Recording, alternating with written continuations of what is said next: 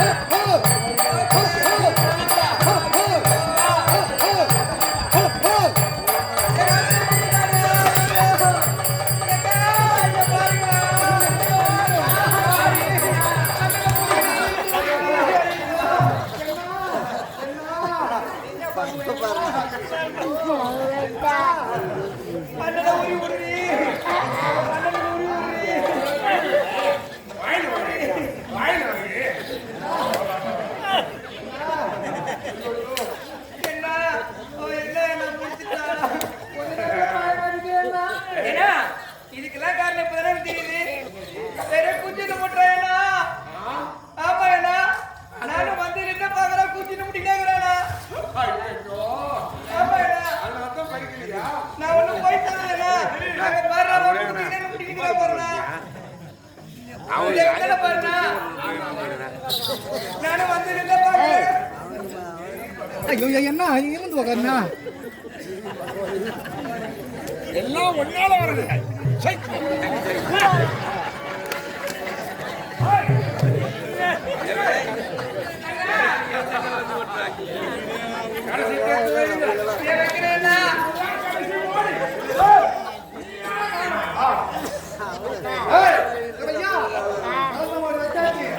உண்மையிலே உனக்கு திறமை இருந்தா இத்தனை மோடி எடுத்த இதெல்லாம் பெருசு கிடையாது. என்ன திறமை இருந்தா எங்க அண்ணன் கழுத்தத்தை தொட்டு பாரு, எங்க அண்ணன் கழுத்தத்தை தொட்டு பாரு. எங்க அண்ணன் காசு தூக்கி பாடுற நீ. என்ன? வியாழக்கிழமை தோறும் ஆமா இரவு 8 மணிக்கு என்னங்க? ஐநாரா போனா இந்த மலையாள சின்ன கொண்டு வாருங்கள் எர்ரர் மோடி ஓ கருப்பணசாமி எங்கடா கருப்பா சுத்தி சூடம் ஏத்துங்க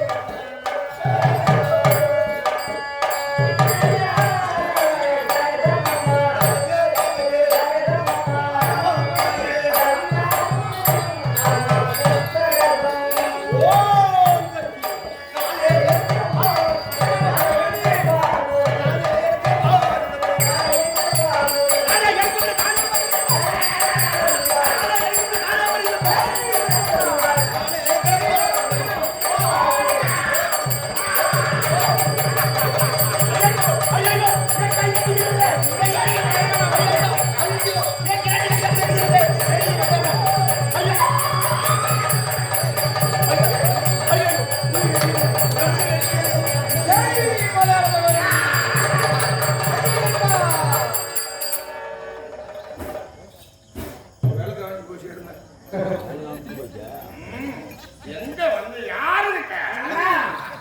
நமக்கு அடிமை தானே வேலை முடிஞ்சுது. முடிஞ்சுதா? இனிமே நான் கூட்டிட்டு போய் எனக்கு முதுகு தைக்க சொல்லுவேண்ணா.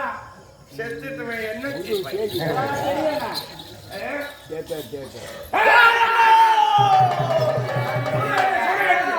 ஆண்டவா சிவபெருமானே நீதான காத்து ரட்சிக்க வேண்டுமோ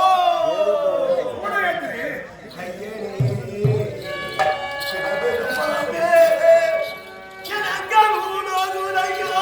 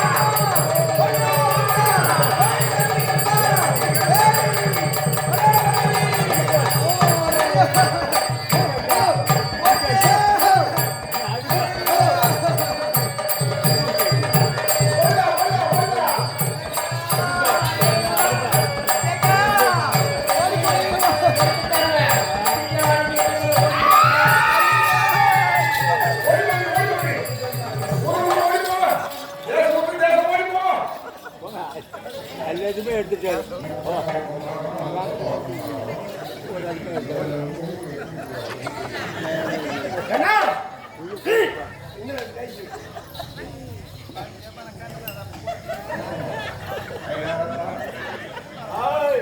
வாயை திறக்க கூடாது.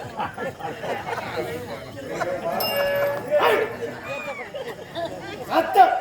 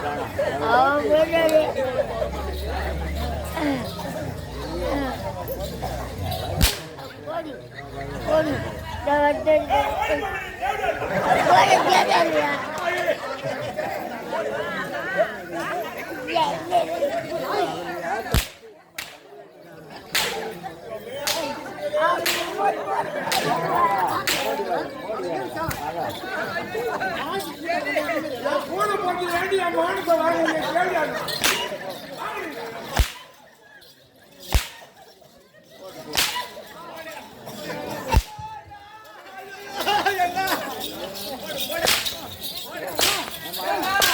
கேள்வி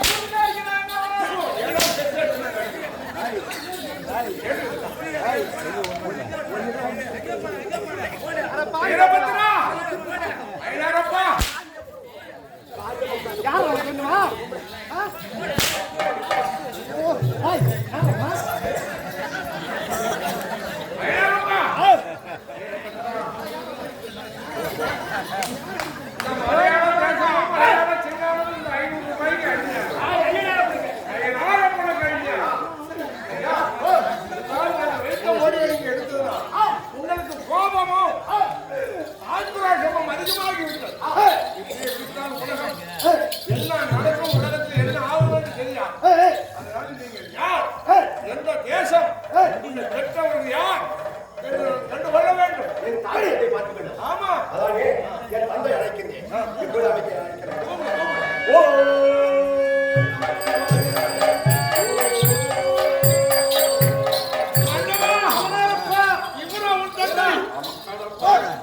இவரிடத்திலே எல்லாம் நான் தவம் இருந்திருக்கிறேனே.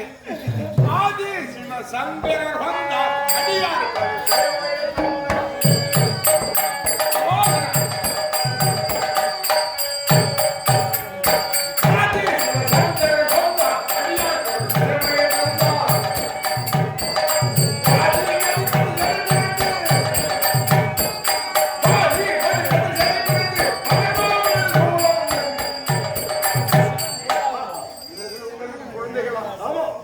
இவர்கள் நாங்கள் வைத்த மோடியை ஒன்று விடாமல் எடுத்து விட்டார்கள்.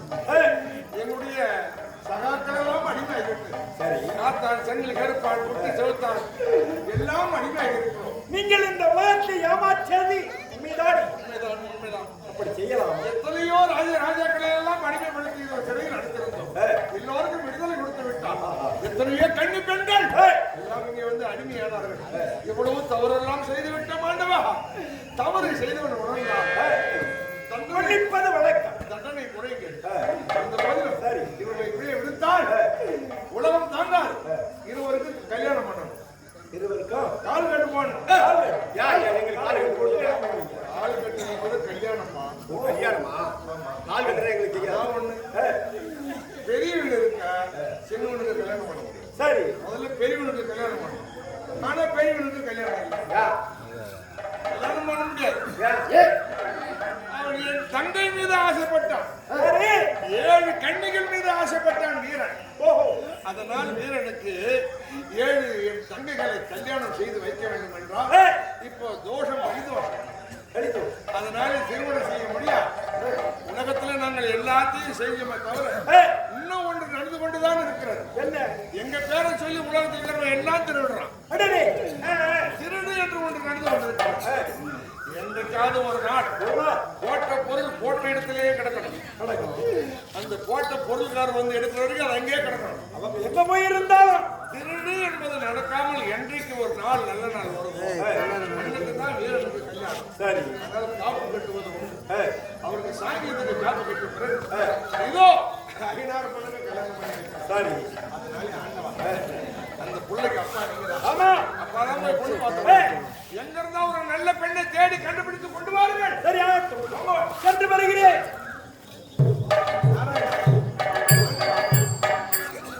நன்மைக்கும் தீமைக்கும் நடுவே நிற்கும் நாராயணனா இருந்து ஜெகன்மோகனி அவதாரம் எடுத்து இந்த 16 பொண்ணுக்கு தாயாக கையிலே குழந்தை பெற்றெடுத்த தாங்கள் இந்த சிவனிடத்துல ஏமாந்து போயிட்டீங்க. இப்போ அவர் ஏமாத்த போறாரு. பிள்ளைக்கு பொண்ணு பார்க்க போறேன்னு எங்க போய் உட்கார்ந்து இருக்க போறாரோ, எவ்வளவு கஞ்சா குடிச்சிட்டு எத்தனை நாளைக்கு போதை இருக்க போறான்னு சொல்ல முடியாது. இன்னும் சில நேரத்தில் கல்யாணம்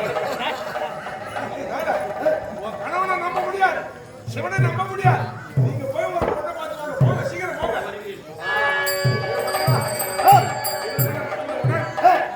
என்றாவது ஒரு நாள் 16 பெண் சாதுவமாக உலகத்துல திருடு கனவு போகாமல் இருக்கும். அன்னைக்கே ஒழுங்கும் கல்யாணம்.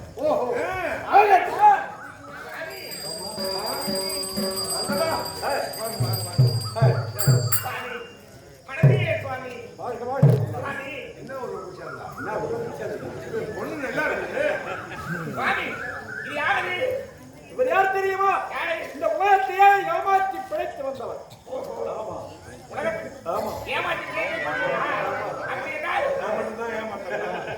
கூட 5 பேர் வச்சிருந்தா இவரை ஏமாத்தலாம். இதெல்லாம் இன்னும் கேள்வி நாளை யாகத்திலே பிறந்தவர் நான். நமச்சிவாய். சந்திரனால் வளர்க்கப்பட்டவர். அதனாலே என்னுடைய பேர் புஷ்கலை என்று தெரிவிப்பார். புஷ்கலையா? சாமி என்ன தெரிவித்தால் திருமணம் செய்ய வேண்டும் என்று என் தந்தையாருக்கு அனுமதிக்கு அழைத்து வந்தார். ஆனால் நான் திருமணம் செய்து கொண்டால் ஒரு ஆண்மகனை தான் நான் திருமணம் செய்து கொள்வேன். ஆண்மகனை தான் நான் திருமணம் செய்து கொள்வேன். எல்லா ஆண்மகன் தானம்மா யாரு உலகத்துல இங்க இருப்பதா? இவங்கெல்லாம் என்ன ஆம்பளதா? இல்லையே ஆம்பளை இல்ல. ஆம்பளதான். யாருமே ஆண்மகன் இல்லை. ஆண்மகன் என்றால் நான் எப்படி வேள்வி பிறந்தேனோ அப்படி ஒரு பெண்ணினுடைய பிறக்காமல் அப்ப இவங்கெல்லாம் ஆணுக்கும் பெண்ணுக்கும் உள்ளவர்கள். ஆணுக்கும் பெண்ணுக்கு இதெல்லாம் ஆண்மக்கள் கிடையாது. நான் ஆணுக்கு பிறந்தவரை தான் திருமணம் செய்து கொள்வேன்.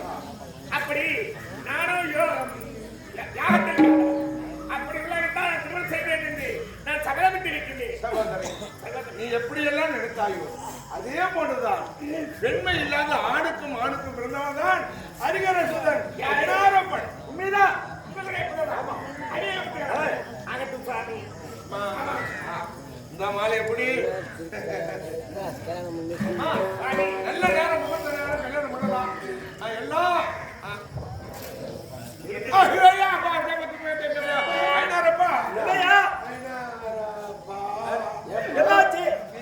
போய் உட்காந்துருக்கீங்க.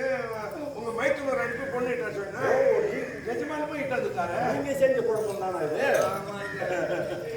ஆமா இந்த பாப்பா ஏன் பாப்பா சாமி, இது நீங்க செய்த குழப்பம் கிடையாது.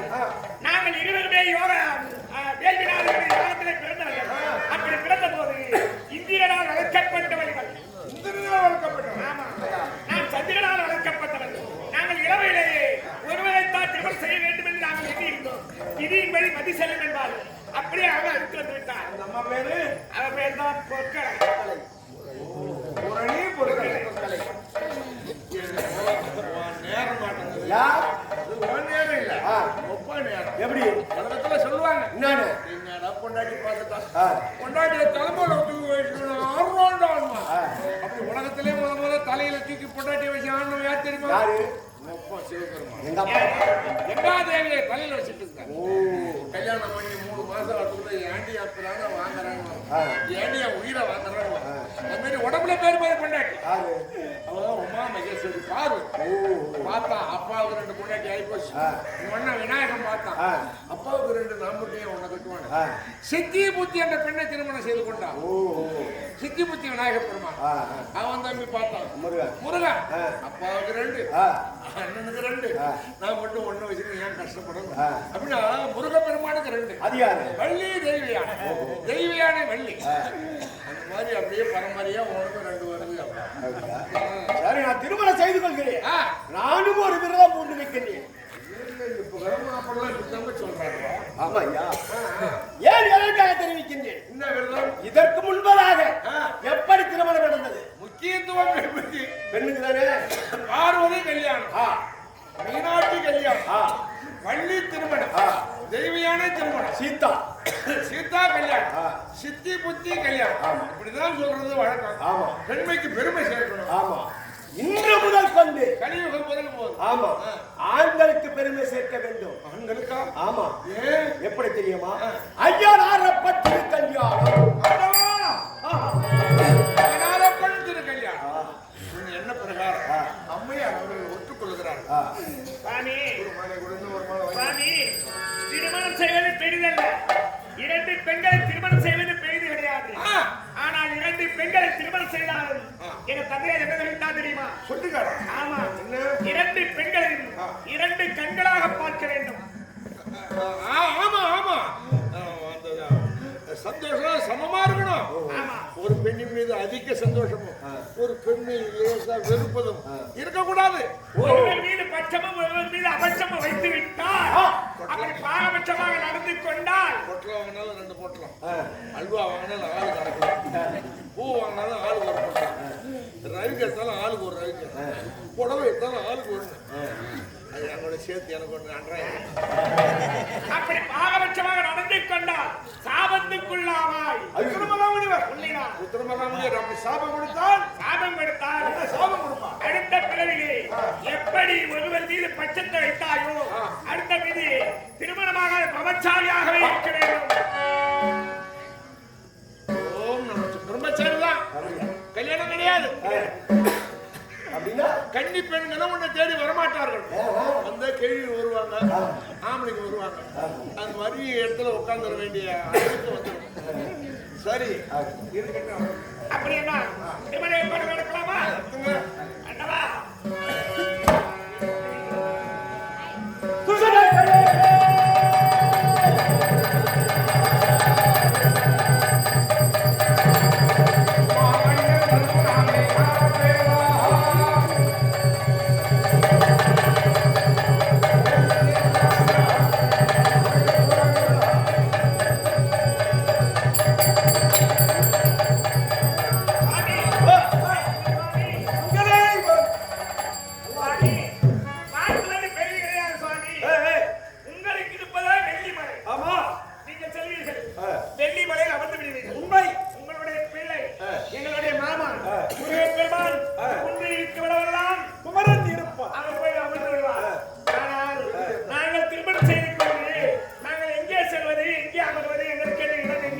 அவருக்கே இடம் கிடையாது. ஊடு இல்லாதவரு, ஒரு காரணி நிலம் இல்லாதவர், ஒத்தமாடு பனிமலையில் உட்காந்துருக்கிறாரு. அப்புறம் விநாயகர் கல்யாணம் பண்ணார். அவனுக்கு எந்த ஊரு? அது கொளத்தங்காலே ஆத்தங்காலே அரசு ஆலமாட்டங்களை உட்காந்துக்கிறாரு. அதை பார்த்து முருகனுக்கு இடம் கிடையாது. மலை கட்டேன்னா எங்கெல்லாம் மலைக்குது, எங்கெல்லாம் குன்று இருக்குதோ அங்க போய் உட்காந்துருவாங்க. ஆனா ஐயனார் பொண்ணுக்கும் ஒரு இடம் வேணுமே. 2 பொண்டாட்டி வச்சுக்க என்ன பண்றது? ஐயனாரப்பா, ஊருக்கு நன்மை செய்ய வந்த தாங்கள் இந்த ஊருக்கு நன்மை செய்து கொண்டே இருக்கணும். எப்படி ஊருக்கு ஊர் மக்களுக்கும் பக்தகோடிகளுக்கும் எந்த விதமான நோய் நெறி வரக்கூடாது. வெளியிலே உள்ள துஷ்டதேவர்கள் ஊருக்குள்ள வரக்கூடாது. அதனால ஊர் காவல் தெய்வமாக வர வேண்டும். ஊர் காவல் தெய்வமாக கிழக்கு முகமாக கிழக்கு முகமாக பொருட்களை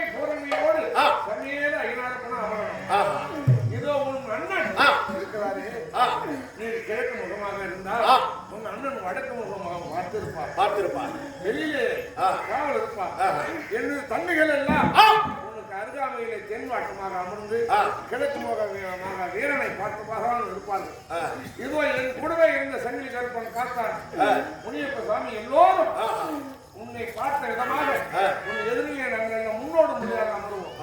ஒவ்வொரு நாளும் கனவு போகாமல் இன்றைக்கு இருக்கிறது.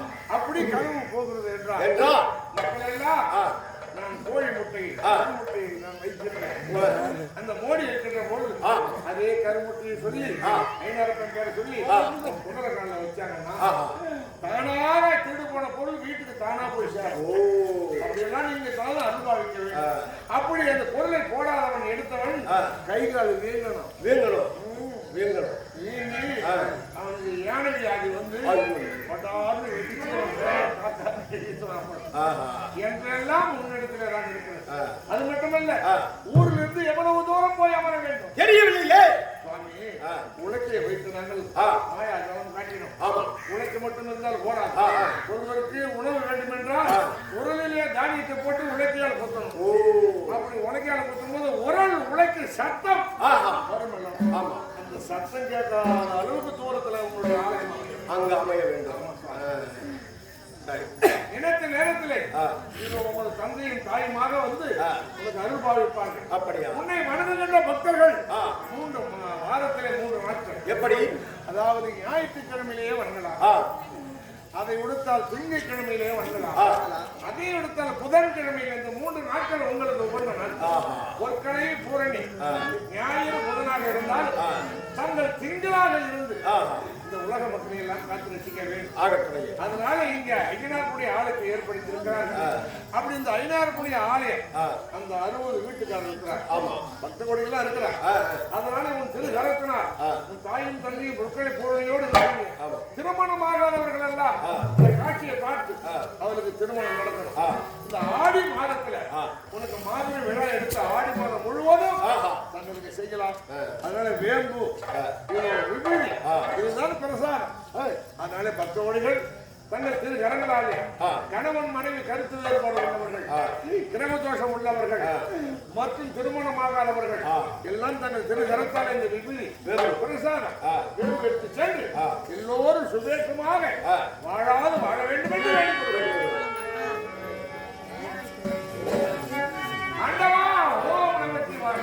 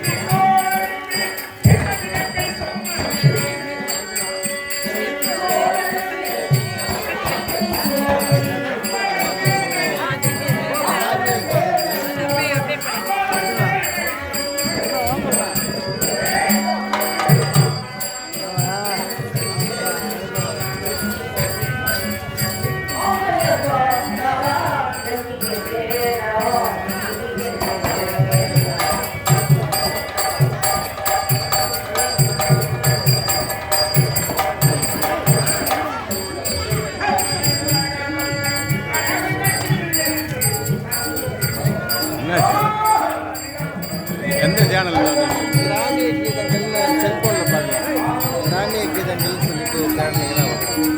டிவியில் போட மாட்டீங்க.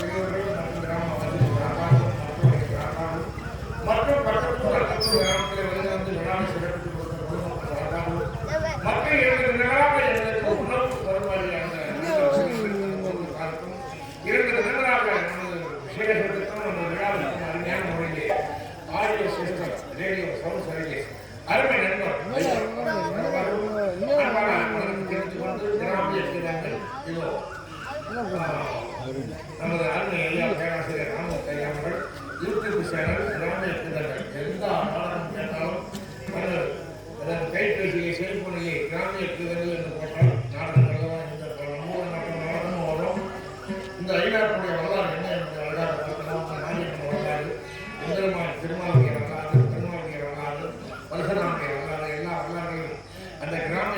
என்ற யூடியூப் சேனலை வந்து கொண்டிருக்கிறது எல்லாம் பார்த்து மகிழுங்கள். எல்லாம் உள்ள இறை அதுவும் அம்மா செய்யக்கூடிய எல்லாம் கேட்டுக்கொண்டு விளையாடுகின்றோம். நீங்கள் என்னுடைய கலைப்பொருள் நாடகம் மயிலம் என்ற புண்ணிய சேத்திரத்திலே பெரியோர்களால் என்னுடைய கலைப்பொருள் நாடகம் சிறப்பாக நடைபெறுகிறது. தெரிவித்துக் கொள்கிறோம். நன்றி, வணக்கம். மீண்டும் மீண்டும்